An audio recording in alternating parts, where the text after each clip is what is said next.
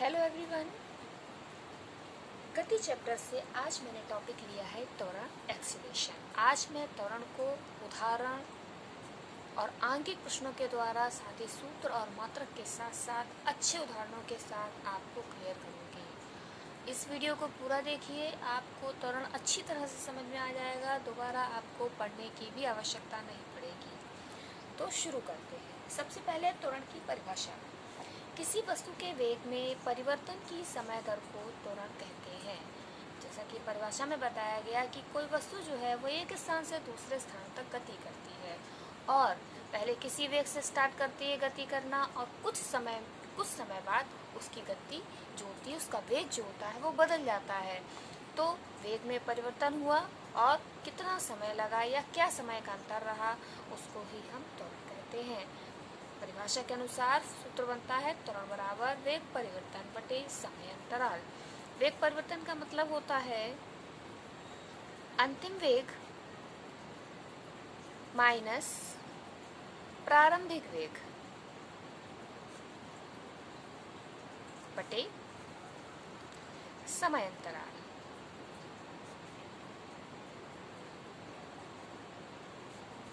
इसी को हम इस तरह से लिख सकते हैं, वेग परिवर्तन मीन्स डेल्टा वी अपॉन समय अंतराल मीन्स डेल्टा टी। त्वरण को हम ए से डिनोट करते हैं, A is equal to delta V upon delta T. यहीं से हम इसका मात्रक निकालेंगे।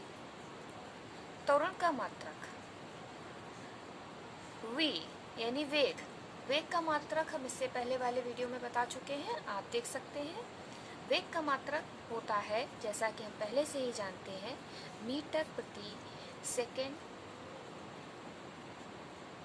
और बटे में है समय, समय का मात्रक सेकेंड, यानी त्वरण का मात्रक हो गया मीटर प्रति सेकेंड, दो बार सेकेंड स्क्वायर। ठीक, बिल्कुल आसान है, आपकी समझ में आ गया होगा। अब हम सबसे पहले एक उदाहरण लेते हैं, सिंपल सा। मान लीजिए कोई बस है और वो एक स्थान से गति करना प्रारंभ करती है। इस समय उसका वेग जो है वो 4 मीटर प्रति सेकेंड है और 2 सेकेंड बाद इसके वेग में परिवर्तन हो जाता है, जो कि अब हो जाता है 10 मीटर प्रति सेकेंड। तो हमने यहाँ देखा कि ये जो बस है पहले 4 मीटर प्रति सेकेंड के वेग से गति कर रही थी और 2 सेकेंड बाद उसका वेग 10 मीटर प्रति सेकेंड हो जाता है। यानी कि त्वरण कितना होगा? त्वरण होगा, अभी हमने फॉर्मूला बताया, वेग परिवर्तन। वेग परिवर्तन मीन्स अंतिम वेग माइनस प्रारंभिक वेग अपॉन समय अंतराल। तो त्वरण होगा अंतिम वेग 10, प्रारंभिक वेग जहाँ से शुरू किया था 4 अपॉन समय अंतराल 2 सेकेंड, यानी कि 6/2 यानी कि 3 मीटर पर सेकेंड स्क्वायर। अब हम दूसरी कंडीशन पर विचार करते हैं। मान लीजिए कोई बस है, इस समय उसका वेग 10 मीटर प्रति सेकेंड है और कुछ भी समय लगा, समय तो लगेगा ही, एक स्थान से दूसरे स्थान तक पहुंच रही है, लेकिन वेग इसका अभी भी 10 मीटर प्रति सेकेंड ही है।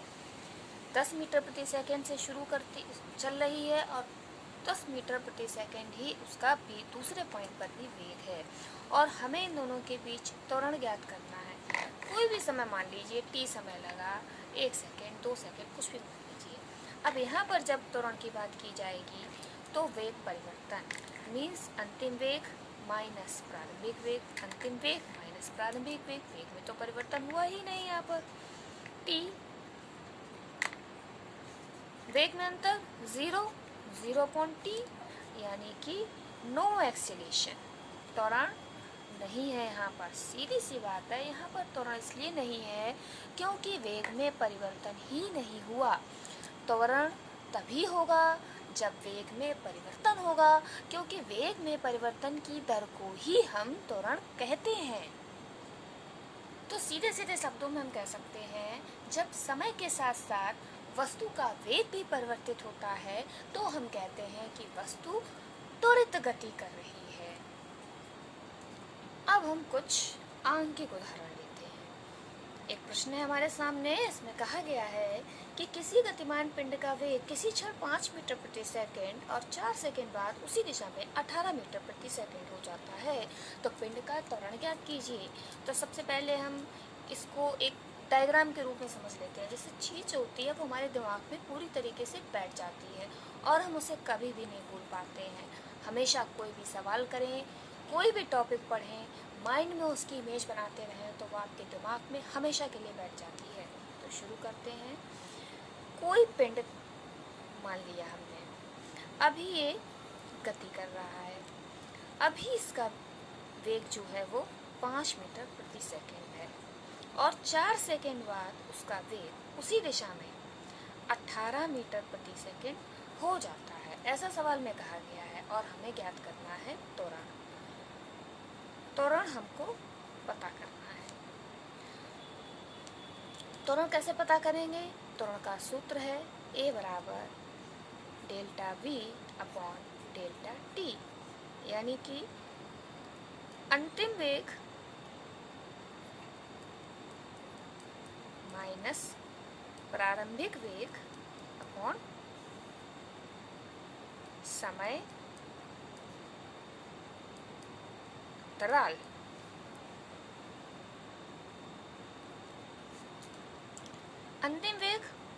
अंतिम वेग रहा ये 18 माइनस प्रारंभिक वेग 5, समय लगा 4 सेकंड का 4। 18 में 13/4, इसका हम भाग दे देंगे। भागफल आएगा 3.25 मीटर प्रति सेकंड स्क्वायर। ठीक है, चलिए एक और उदाहरण और आपके सारे डाउट क्लियर। कोई पिंड है ना, मोटर है और वो 20 मीटर प्रति सेकंड के वेग से गति कर रही है और 5 सेकंड बाद क्या होता है, उस मोटर में ब्रेक लगा दिया जाता है और वो रुक गई का मतलब विराम अवस्था में आ गई। विराम अवस्था का मतलब अंतिम वेग हो गया 0 मीटर पर सेकंड। अब हमें त्वरण ज्ञात करना है। तो त्वरण बराबर वेग परिवर्तन अपॉन समय अंतराल। वेग परिवर्तन अंतिम वेग माइनस प्रारंभिक वेग बटे समय अंतराल, यानी -20 अपॉन 5, यानी कि -4 मीटर पर सेकंड स्क्वायर। ये जो माइनस का निशान है, माइनस का निशान हमें बता रहा है कि यहाँ पर त्वरण में मंदन हो रहा है। मंदन तो हो ही रहा है। आप जानते हैं कि जो मोटर है वो रोकी जा रही है, यानी कि उसकी स्पीड कम हो रही है। और स्पीड कम क्या हो रही है, उसका वेग कम क्या हो रहा है, कम हो रहा है क्या, उसको बिल्कुल रोक दिया गया है, यानी कि उसका वेग अब 0 हो गया है। पहले तो वो 20 मीटर पर सेकंड के वेग से गति कर ही रही थी, इसीलिए जो हमारा त्वरण है वो भी माइनस में आया। इसका मतलब जो त्वरण है वो मंदित त्वरण है। मैं उम्मीद करती हूँ कि आज की क्लास, आज का वीडियो आपको बहुत अच्छी तरह से समझ में आया होगा। प्लीज़ आप लोगों को अगर आज ये टॉपिक अच्छे से क्लियर हो गया है तो प्लीज़ आगे पढ़ने के लिए मेरे चैनल को सब्सक्राइब करें और आपको इसी तरह से वीडियो मिलते रहेंगे। Thank you so much.